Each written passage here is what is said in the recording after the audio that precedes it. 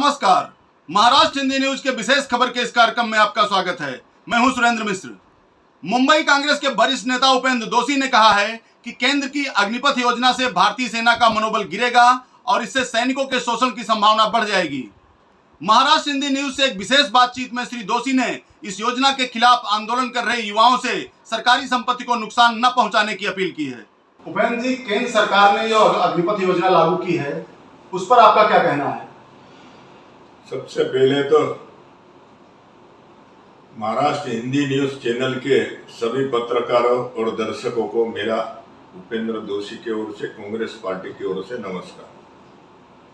अभी आपने सवाल जो किया, जो विषय आप लेके आए हैं अग्निपथ का, अग्निपथ में मेरा ये कहना है कि अग्निपथ की ये योजना पूरी मोदी जी और भारतीय जनता पार्टी की सरकार पूरी मूर्खता से लाई है और इसके पीछे बहुत बड़ा षड्यंत्र है।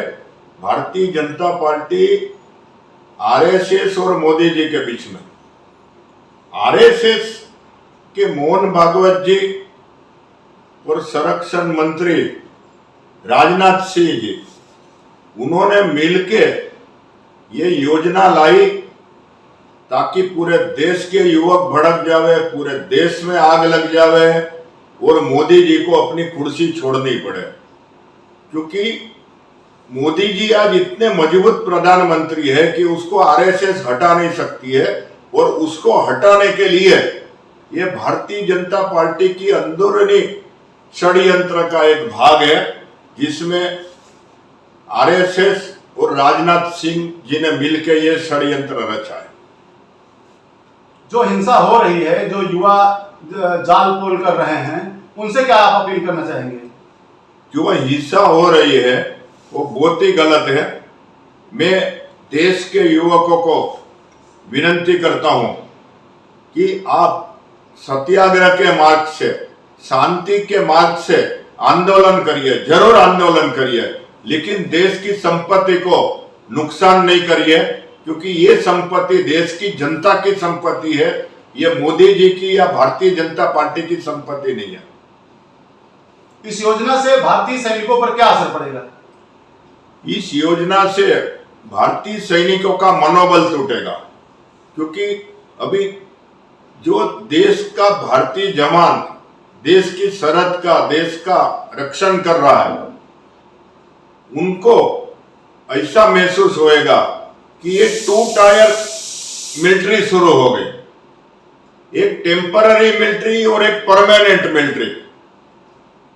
तो उनके बीच में आपस में टकराव होएगा, क्योंकि ये तो 4 साल के बाद चले जाने वाले हैं। तो जो परमानेंट मिलिट्री के सर्विस में लोग हैं, उनके मनोबल पे बहुत बड़ी असर होगी। इस योजना से भारतीय युवाओं पर क्या असर पड़ने वाला है? इस योजना से भारतीय युवाओं पे यह असर हो जाएगी कि पहला तो योजना समझिए। योजना ये है कि 4 साल के लिए युवाओं को और युवतियों को डिफेंस में, हमारे लश्कर में नौकरी मिलेगी। पहला 6 महीना ट्रेनिंग मिलेगी, उसके बाद उनको पूरे मिलिट्री में सहभाग देना शुरू करना पड़ेगा। ऑटोमेटिक सबको वेपन का, हथियार का लाइसेंस मिल जाएगा और उसके बाद 4 साल में वो कितना सीखेंगे, कितनी बॉर्डर पे जाके ट्रेनिंग लेंगे, वो तो राम जाने। लेकिन उनकी 4 साल के अंदर ट्रेनिंग पूरी नहीं हो सकती है और जब इसमें से सरकार की योजना के मुताबिक 75% युवकों को रिलीज किया जाएगा, 25% युवकों को, माने 4 में से 1 युवक या युवती को नौकरी में परमानेंट किया जाएगा, तो बाकी 4 में से 3 युवक हथियार का लाइसेंस लेके अपने गांव में चला जाएगा और हथियार का लाइसेंस उसके पास होने से अगर वो गांव में जाके बेरोजगार हो गया और उसके पास हथियार का लाइसेंस है, तो देश में क्या होएगा वो तो थोड़ा सोचना चाहिए सरकार ने।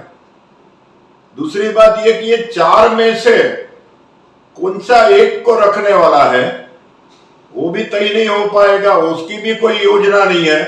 तो ये 4 के 4 लोग अपने वरिष्ठ अधिकारियों को मस्का पालिश करेगा, उनका शोषण होएगा, उनका आर्थिक नुकसान होएगा, और मिलिट्री के ये अधिकारी जो निर्णय करने वाले हैं 4 में से एक किसको रखना,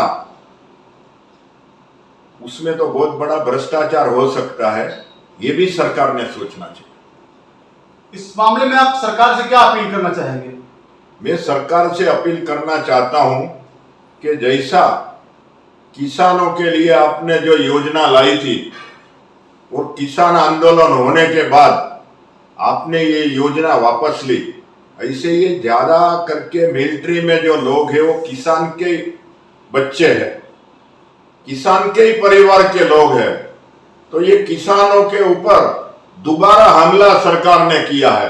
तो मेरा विनती है कि जैसा किसान की योजना सरकार ने वापस ली, ऐसी ये योजना भी सरकार ने वापस ले लेनी चाहिए। देश के युवकों को बिगाड़ने का काम नहीं करना चाहिए, देश की युवतियों को शोषण में नहीं धकेलना चाहिए। और मैं मानता हूं तब तक देश में जो ये आगजनी शुरू हुई है, ये आगजनी स्वयंभू शुरू हुई है, युवकों की स्वयंभू, इसके पीछे कोई राजकीय पार्टी नहीं है। लेकिन ये चिंगारी किसने लगाई? जैसा मैं आगे बोला, आरएसएस और राजनाथ सिंह जी ने मिलकर 2 गुजरातियों को हटाने के लिए, एक मोदी और एक अमित शाह को हटाने के लिए, क्योंकि ये गुजरातियों को सहन नहीं कर पा रहे, और इसके लिए ये योजना जल्दी से जल्दी मोदी जी को ज्ञान में आना चाहिए, उनके ख्याल में आना चाहिए कि ये योजना जल्दी से जल्दी देश का भलाई के लिए वापस लेना चाहिए।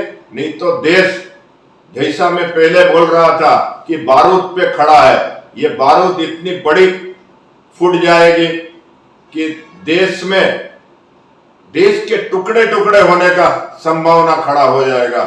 आगे चल के मैं ये बात भी ध्यान में लाना चाहता हूं, ये बात इसके लिए मैं ध्यान में लाना चाहता हूं कि जब ये आंदोलन शुक्रवार को भी जारी रहा, ये आंदोलन आज शनिवार को भी जारी है, जो गुरुवार से शुरू हुआ ये आंदोलन। जब भी मुसलमान समाज के लोग रास्ते पे उतरते हैं, पत्थरबाजी करते हैं और हिंदुओं के खिलाफ, हिंदू मुसलमान के खिलाफ जैसे रास्ते में उतरते हैं, तो ये तो एक नया आंदोलन शुरू हुआ। जब भी मुसलमान रास्ते में उतरते हैं तभी हिंदू वाहिनी, तभी बजरंग दल, तभी और अलग अलग हिंदुओं के दल रास्ते में उतर जाते हैं उनके सामने। तो मैं हिंदू वाहिनी, बजरंग दल, आरएसएस, उनको मैं विनती करता हूं कि आप अभी रास्ते में उतरिए, युवकों को जाके समझाइए, शांति रखने की आप अपील करिए। खाली हमारी अकेले की अपील से होने वाला नहीं है, आपको भी उतरना पड़ेगा, क्योंकि 80% हिंदू समाज भारतवर्ष में रहता है और ये 80% की बात ये आज के युवक जो आगजनी में लगे हुए हैं उनको समझाने का काम करो। लेकिन ये करने वाले नहीं है, क्योंकि इनका ही षड्यंत्र है ये। मैं मुसलमानों को भी, देश के मुसलमानों को भी अपील करता हूं कि अभी आप हिंदू के सामने पत्थर लेके रास्ते में मत उतरिए, आप रास्ते में उतरिए और ये युवकों को समझाने का काम करिए, नहीं तो पूरा देश आपकी लपेट में आ जाएगा। धन्यवाद।